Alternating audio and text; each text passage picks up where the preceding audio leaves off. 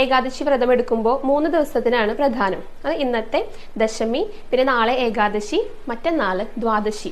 ഇന്നത്തെ ദിവസം, അതായത് ദശമിയുടെ അന്ന് രാവിലെ നേരത്തെ എണീറ്റ് കുളിച്ചിട്ട് ഇപ്പൊ എല്ലാവരും പ്രാതലൊക്കെ കഴിഞ്ഞിട്ടുണ്ടായിരിക്കും അല്ലെ.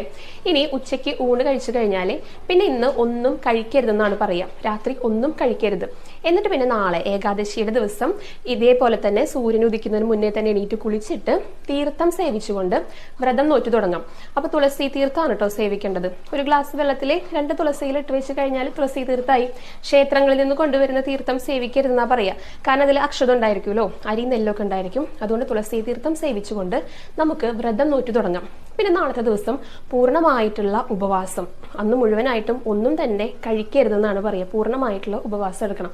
എന്നിട്ട് മറ്റന്നാൾ, അതായത് ദ്വാദശിയുടെ അന്ന് ഇതേപോലെ സൂര്യൻ ഉദിക്കുന്നതിന് മുൻപേ ആയിട്ട് എണീറ്റ് കുളിച്ചിട്ട് പാരണ വീടാം. അപ്പൊ നമുക്ക് തുളസി തീർത്ഥം സേവിക്കാം, അല്ലെങ്കിൽ ക്ഷേത്രങ്ങളിൽ നിന്നുള്ള തീർത്ഥവും സേവിക്കാം കേട്ടോ. കാരണം നമ്മൾ പാരണ വീടാണല്ലോ. അത് കഴിഞ്ഞിട്ട് പ്രാതലൊക്കെ കഴിഞ്ഞ് ഉച്ചയ്ക്ക് ഇതേപോലെ ഊണ് കഴിഞ്ഞാൽ പിന്നെ അന്നും രാത്രി ഒന്നും കഴിക്കരുതെന്ന് പറയാം. അതേപോലെ തന്നെ ഏകാദശിയുടെ ദിവസവും ദ്വാദശിയുടെ ദിവസവും പകലുറക്കം പാടില്ല എന്നും കൂടെ പറയാറുണ്ട് കേട്ടോ. ഇങ്ങനെയാണ് പൂർണ്ണമായിട്ടുള്ള ഉപവാസത്തോട് കൂടിയിട്ട് ഏകാദശി വ്രതം നോൽക്കുന്നത്. പിന്നെ പലർക്കും ആരോഗ്യസ്ഥിതി പല രീതിയിലായിരിക്കും. ചെറിയ കുട്ടികൾ മുതലേ പ്രായമായവർ വരെ ഏകാദശി നോൽക്കുന്നവരാണല്ലോ. അപ്പൊ ചിലര് പൂർണ്ണമായിട്ടുള്ള ഉപവാസത്തോട് കൂടിയിട്ട് വെള്ളം പോലും കുടിക്കാതെയാണ് ഈ ഏകാദശി വ്രതം എടുക്കുക. അതിന് നിർജ്ജല ഏകാദശി എന്ന് പറയും. ചിലർ വെള്ളം മാത്രം കുടിക്കും. ചിലരാകട്ടെ ലഘുവായിട്ടുള്ള ഇപ്പൊ പാല്, പഴം പോലുള്ള എല്ലാ സമയത്തും അല്ല കേട്ടോ.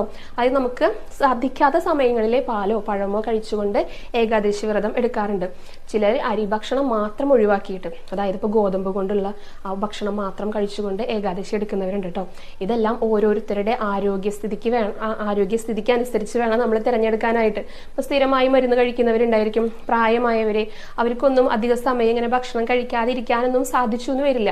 അപ്പൊ എങ്ങനെയാണോ നമ്മുടെ ശരീരത്തിനുള്ള ആ ഒരു സൗകര്യം, നമ്മുടെ ആരോഗ്യം, അതിനനുസരിച്ച് വേണം ഏകാദശി വ്രതം നോൽക്കാനായിട്ട് കേട്ടോ. അപ്പൊ എല്ലാവർക്കും ഏകാദശി വ്രതം എടുക്കാനായിട്ട് സാധിക്കട്ടെ. അതോടൊപ്പം തന്നെ ഇപ്പൊ വ്രതം നോൽക്കുന്നതോടൊപ്പം തന്നെ ഭഗവാന്റെ കൂടെ ആയിരിക്കാനായിട്ട് ശ്രദ്ധിക്കുക. ഇപ്പൊ അമ്പലങ്ങളിൽ പോകണം എന്ന് മാത്രമല്ല കേട്ടോ ഉദ്ദേശിക്കുന്നത്. ഭഗവാന്റെ നാമങ്ങൾ ചൊല്ലിക്കഴിഞ്ഞാൽ നമ്മൾ ഭഗവാന്റെ ഒപ്പമായി. അതുകൊണ്ടാണ് ഭഗവാനെ സേവിച്ചുകൊണ്ട് ഭഗവാന്റെ നാമങ്ങൾ ഉരുവിട്ടുകൊണ്ട് ഈ ഏകാദശി വ്രതം എടുക്കാനായിട്ട് എല്ലാവരും ശ്രദ്ധിക്കുക. അപ്പൊ ഇതിന്റെ ഡീറ്റെയിൽ ആയിട്ടൊരു വീഡിയോ നമ്മൾ മുൻപ് ചെയ്തിട്ടുണ്ട് കേട്ടോ, ഏകാദശി വ്രതത്തെക്കുറിച്ചും അതേപോലെ തന്നെ ഗുരുവായൂരിലെ ഏകാദശി വിശേഷങ്ങളെ കുറിച്ചും. അതും കൂടെ എല്ലാവരും ഒന്ന് കാണാനായിട്ട് ശ്രദ്ധിക്കൂ കേട്ടോ. നമസ്കാരം. നാളെയാണ് ഗുരുവായൂർ ഏകാദശി. അപ്പൊ